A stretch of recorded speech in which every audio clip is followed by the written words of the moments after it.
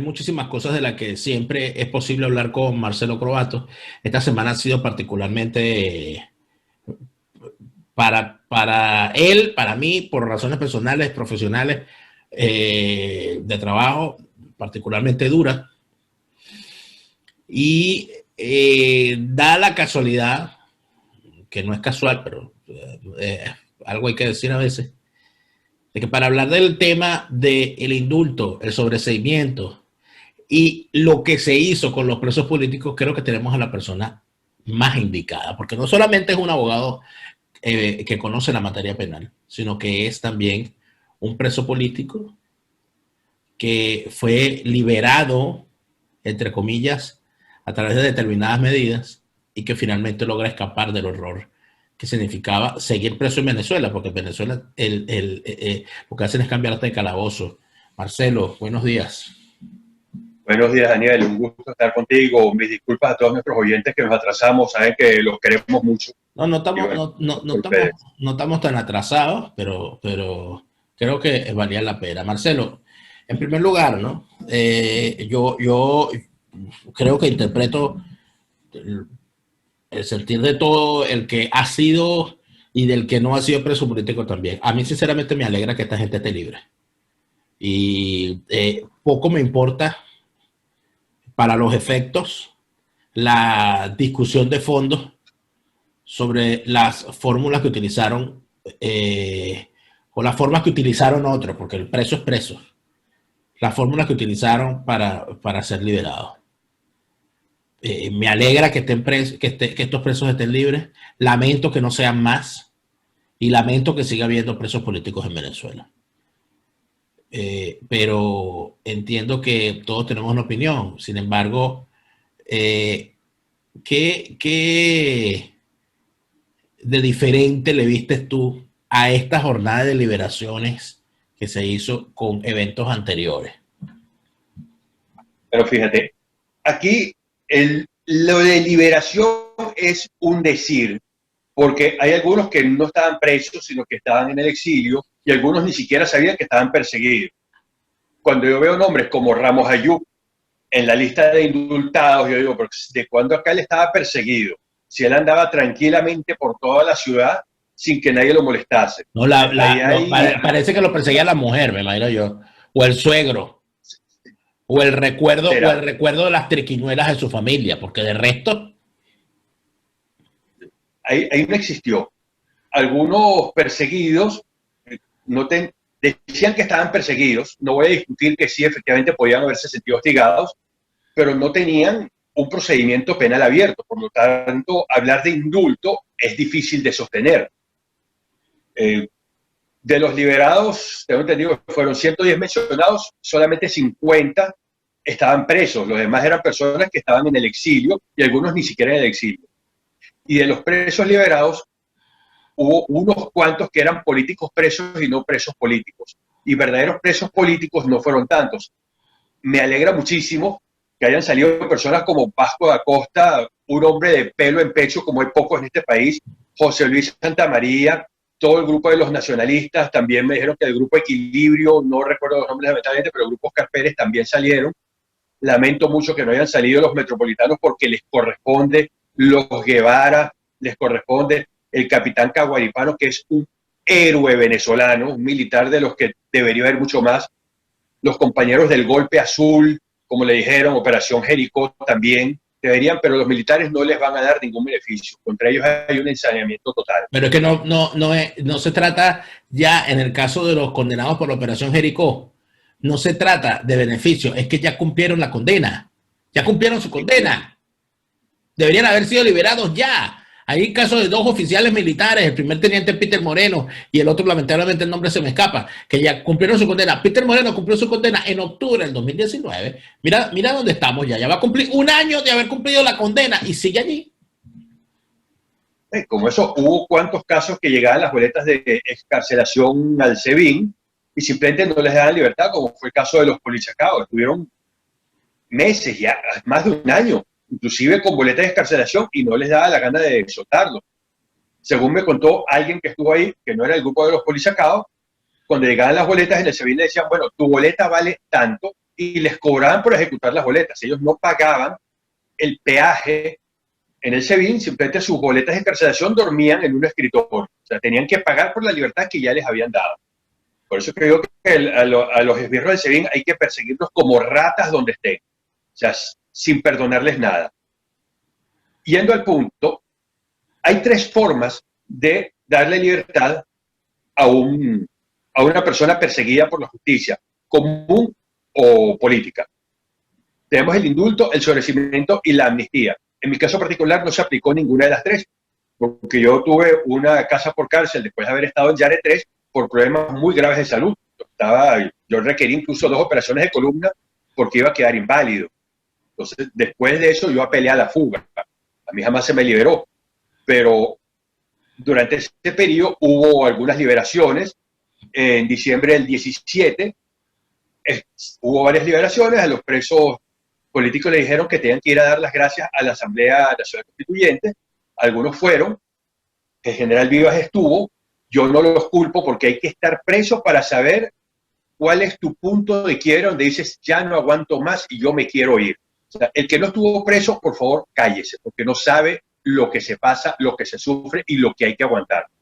El general Vivas, encima de todo, torcido como estaba, que no podía ponerse de pie y ese hombre era un roble de fuerte, fue encorvado con bastón, pero todavía pudo dar un grito de viva a la libertad. O sea, él se rebeló, a pesar de que tuvo que ir, pero él necesitaba la libertad porque estaba muy mal. Entonces, ahí se aplicaron sobreseimientos.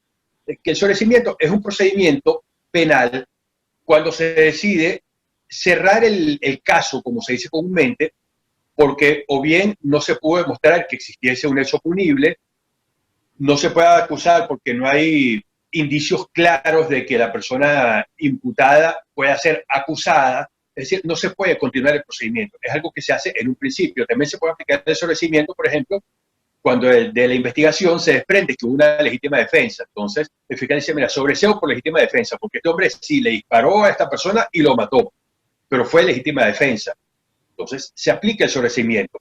Esto afecta exclusivamente a los procesados y es un acto judicial, que es lo que se aplicó y lo que debería haberse aplicado en muchos casos, porque había una cantidad de presos políticos que estaban en proceso de ser juzgados sin audiencia preliminar, algunos, bueno, yo estuve 4 años sin audiencia preliminar, pero muchos estaban esperando su audiencia preliminar, y es lo que legalmente debía haberse aplicado en el caso de la gran mayoría. Pero antes de continuar, Marcelo, hay algo importante, sí, porque había unos casos, o sea, había casos donde que ni siquiera habían arrancado el juicio, o sea, que ni siquiera habían sido presentados a tribunal. Estaban presos y ya. Punto, estás preso. Ajá, pero ¿y el tribunal? No, tú estás preso. Punto. El tribunal, tú estás preso. Entonces, se hace difícil porque de alguna manera se supone, y yo estoy convencido de que la gran mayoría de esos presos políticos, si son llevados a un tribunal, cualquier juez sensato los libera y les da la libertad plena. Pero mi pregunta es, cuando a alguien se le da un sobreseimiento en medio de su proceso, ¿ese sobreseimiento le otorga la libertad plena? O sea, las personas que reciben un sobreseimiento son plenamente libres sin ninguna medida de presentación ni nada de eso. Un sobreseimiento es una libertad plena y absoluta, sin antecedente penal, sin nada. Porque lo que quiere decir el sobreseimiento es que no se puede seguir un proceso penal. Entonces, la libertad es plena, total y absoluta. La persona, después del sobreseimiento, si le da la gana, se puede ir del país y no se lo pueden impedir. Como te digo, que es lo que se aplicó en muchos casos y habría sido lo legalmente correcto, o sea, procedente para estos casos. La otra posibilidad es la amnistía. Recordemos que hace unos años la Asamblea Nacional, uno de sus primeros actos fue aprobar la ley de amnistía. No le dieron el ejecútese, pero bueno, sirvió el aprobarla para dejar un antecedente y nos sirve a todos los que estuvimos presos para reclamar nuestros derechos violados al régimen. La amnistía es un acto legislativo, es una ley. Solamente puede hacerlo el Congreso o la Asamblea Nacional en el caso de Venezuela. Esto implica el perdón, no implica que no haya habido delito, no implica que no haya habido culpabilidad, sino que por razones políticas se considera que eso debe quedar así. Es un perdón total, elimina la responsabilidad. Una persona que recibe una amnistía no tiene que responder civilmente. Por ejemplo, yo mato a alguien en un accidente de tránsito. La familia puede demandarme y decirme, mire, mi papá todavía le quedan muchos años de trabajo, usted tiene que encargarse de nosotros mientras tanto para que todos mis hermanos puedan terminar de estudiar. Eso es válido, pero en el caso de la amnistía no hay responsabilidad civil, no hay nada.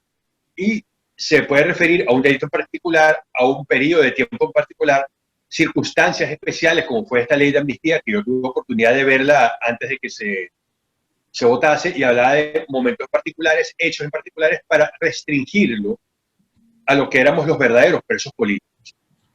Y puede incluir a muchísimas personas. El sobreseimiento es un caso, hay que sobreseer caso por caso, inclusive. En un caso en particular, es posible acusar a uno de los imputados y sobreseer al otro, porque el sobreseimiento es del individuo, salvo en ciertos casos que puede ser del caso en general, cuando se dice, mire, no se pudo probar que existiera delito, que es lo que se habría tenido que aplicar en mi caso porque no se pudo probar el delito, sin contar que ya mi detención en la presentación ya se dijo que era ilegal y no debió suceder, pero igual me dejaron detenido. Pero en mi caso no se pudo probar en sí que existiese el delito. En esos casos sí abarca a la pluralidad de los procesados, pero se puede decir, mire, de Juan no hay un indicio claro de que haya podido tener alguna relación con el hecho, pero Pedro sí. Entonces, el fiscal puede imputar a Pedro y sobreseer a Juan.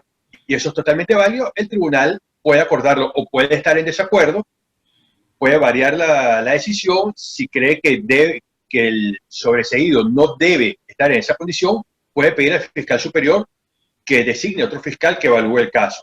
O al acusado, el juez puede decir, no, no estoy de acuerdo con que se lo acuse, se cesa la acusación y queda en libertad, que es otra posibilidad. ¿Qué es lo que se hizo? El indulto. Y aquí es donde viene más traído de los pelos esto. El indulto, ok, el órgano que lo dictó es el correcto, el Poder Ejecutivo, apartando que Nicolás no tiene absolutamente ninguna legitimidad, es un usurpador, es un intruso en el poder, pero técnicamente el Poder Ejecutivo es el que dicta los indultos, para evitar los comentarios malintencionados. El Poder Ejecutivo lo hace. Es un perdón presidencial que se da. Quiere decir, sí, usted es culpable de tal cosa, pero yo, presidente de la República, lo perdono. Usted sale en libertad, pero queda el antecedente, porque no implica que eres inocente, no implica que no haya delito, sino implica que te perdonamos la sentencia, te perdonamos 2 años de cárcel que te falten. El problema es que creo que ninguno estaba condenado. Realmente no he podido revisar en ese sentido la lista, pero independientemente, todos los que no estaban condenados no les procedía un indulto, porque tú no puedes perdonar a alguien por un delito por el cual no lo has condenado.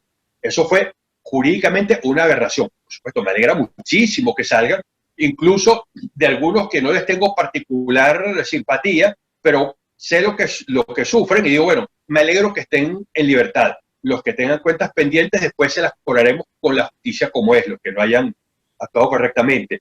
De los hermanos de la Resistencia, me alegra muchísimo que salgan por cualquier razón, porque a mí no me importa, lo que importa es que esa gente que nunca debió estar presa esté libre. Después iremos por todos los resarcimientos, por todo lo que se puede hacer para limpiar su nombre legalmente, para que no tengan antecedentes, para que no les quede una mancha en su expediente. Pero entonces, este indulto no es procedente legalmente, porque no se puede perdonar al que no ha sido condenado. Hay quienes hablan de la figura del indulto procesal. No obstante, el desacuerdo es mayoritario. De hecho, el maestro Arteaga Sánchez hizo un comentario al respecto y él no está de acuerdo, por lo que vi, con la figura del indulto. También el profesor Joel García, que llevó el caso de algunos de mis coencausados, él también dice que es improcedente.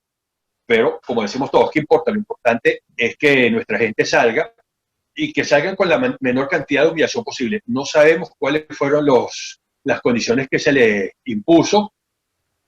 Esperemos. Yo creo que eso quizás es algo de lo que más preocupa, Marcelo, Sí. porque no sabemos si el uso de la palabra indulto para dejarlos en libertad es una forma de condenarlos al mismo tiempo, es decir, de decir, bueno, yo te indulté porque tú eras culpable. De hecho, en los órganos de propaganda oficial del régimen, de hecho leí un artículo revelador eh, emitido por esa cloaca llamada Misión Verdad, y que muy convenientemente fue publicado nada más y nada menos que por el diario Granma de Cuba, cosa que nos demuestra cómo están hermanados en la putrefacción de su propaganda, donde hablaban en realidad era un artículo medio crítico, porque hablaban de la táctica y la estrategia en el caso de las liberaciones,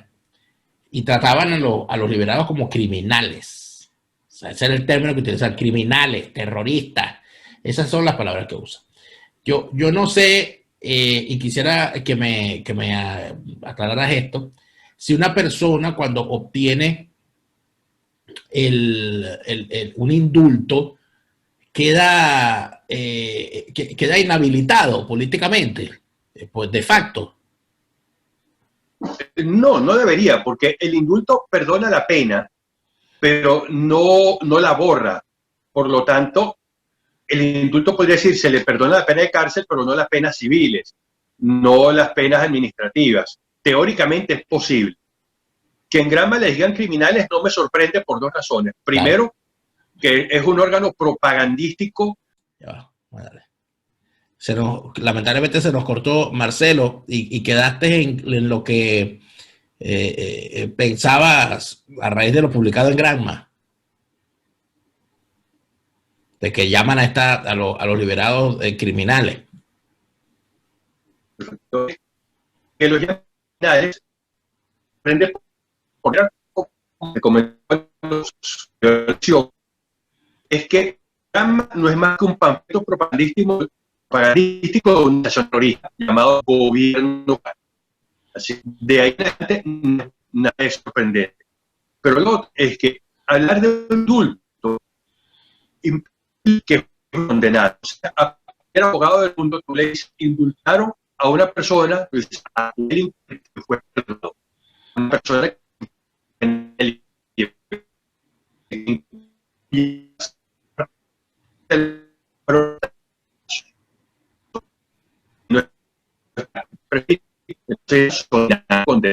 Hay muchos problemas, lamentablemente, al final con la comunicación, pero creo Marcelo, que en nuestra próxima conversación deberíamos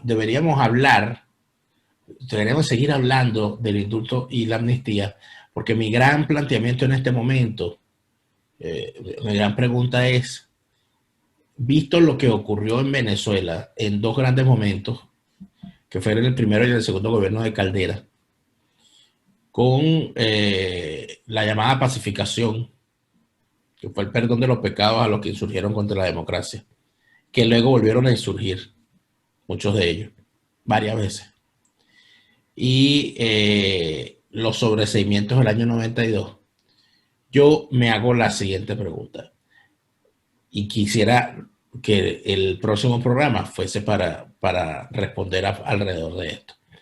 ¿Tiene sentido, visto en Venezuela, visto lo que es la dinámica política? Yo no le veo sentido a dejar en manos de un poder, de un poder público, la posibilidad de perdonar culpas. O sea, el perdón presidencial, como una gracia dada al presidente, como si el presidente fuese el señor feudal o el rey absolutista, a mí me parece que está fuera de lugar en la dinámica política venezolana. Yo creo que si va a haber un poder público que va a eliminar las acciones de otro poder público, por lo menos que sean dos poderes. O sea, que si el presidente va a hacer una amnistía o un perdón presidencial, que dicho perdón presidencial tenga que ser también aprobado por el Congreso, por el Parlamento, y viceversa. Si el Parlamento va a emitir una amnistía, que dicha amnistía pueda ser revisada por el Ejecutivo. Y además de eso, otra cosa que siempre se pasa por alto en estos casos, no es el caso del que estamos hablando, porque en el caso del que estamos hablando no hay delito. De hecho, hay algo peor, no hay víctimas. O sea, las víctimas de estos presos políticos no existen.